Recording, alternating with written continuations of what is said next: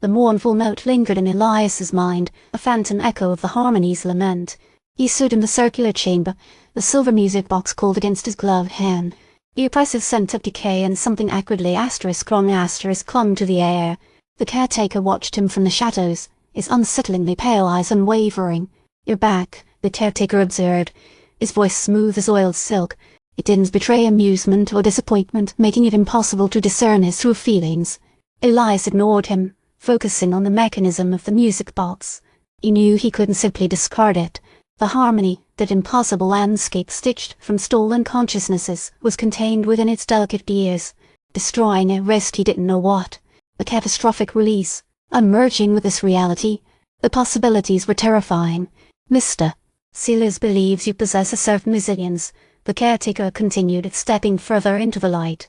"A capacity to understand what Alistair attempted to contain it." Elias frowned. "Elias hired me to retrieve a music box. He didn't mention cosmic horrors and stolen souls." The caretaker smiled, a chain display of perfectly aligned teeth. "Mr.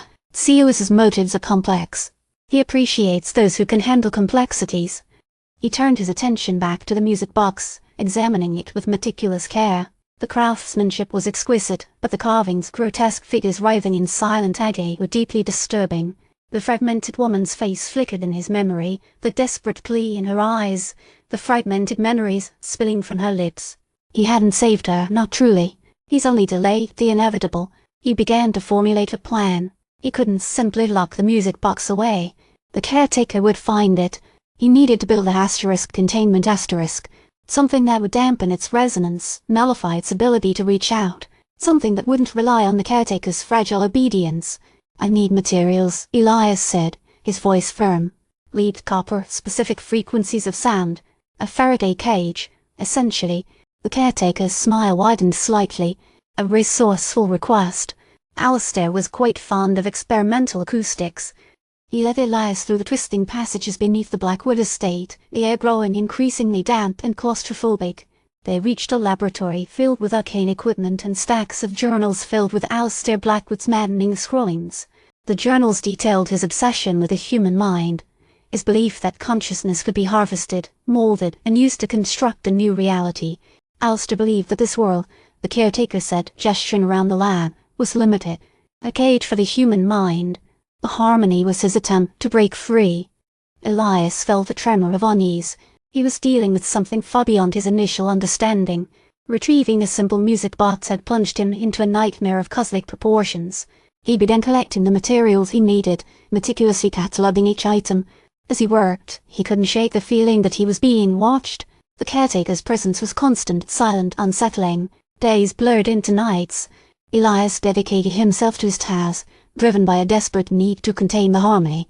He constructed a series of interlocking Faraday cages, lined with lead, and calibrated to specific sonic frequencies. The process was grueling, mentally and physically exhausting. "You seem determined," the caretaker observed one evening, watching Elias solder a final connection. "I have a responsibility," Elias replied, his voice weary. "Someone has to contain this." "A noble sentiment," the caretaker said, his tone devoid of genuine emotion. "But responsibility can be a heavy burden." He felt a pang of doubt. Was he making the right decision?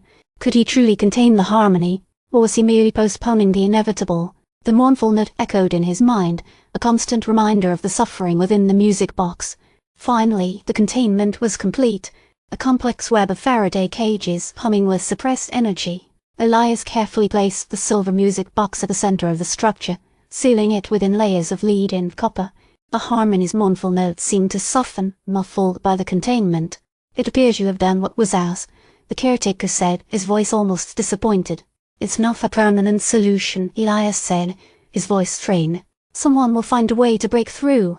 This is just a temporary reprieve." "Indeed," the caretaker said, "but temporary reprieves can be precious things." He paused, a strange glint in his eyes. "Mr. Elias will be pleased." He turned and disappeared into the shadows, leaving Elias alone with his creation. He knew that his involvement with the Blackwood Estate and the harmony was far from over. He felt a strange connection to the artifact, a sense of responsibility that extended beyond his initial contract. He started to wonder about Mr. Elias. Who was he? What did he want? Why had he chosen Elias for this task? The questions swirled in his mind, unanswered, unsettling.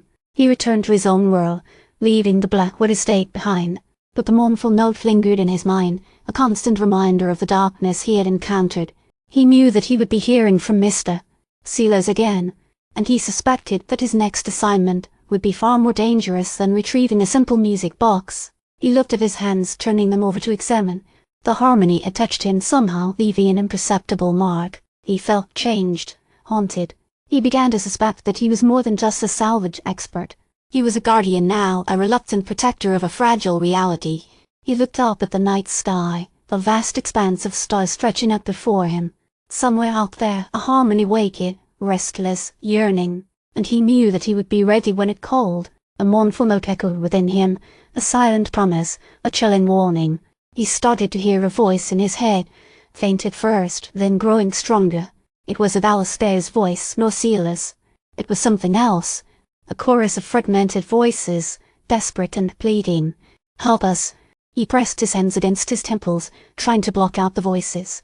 But they persisted, a relentless tide of suffering. "Free us." He realized with a growing sense of horror that the containment wasn't perfect. The harmony was reaching out, subtly influencing his mind. He was becoming a conduit, a bridge between worlds.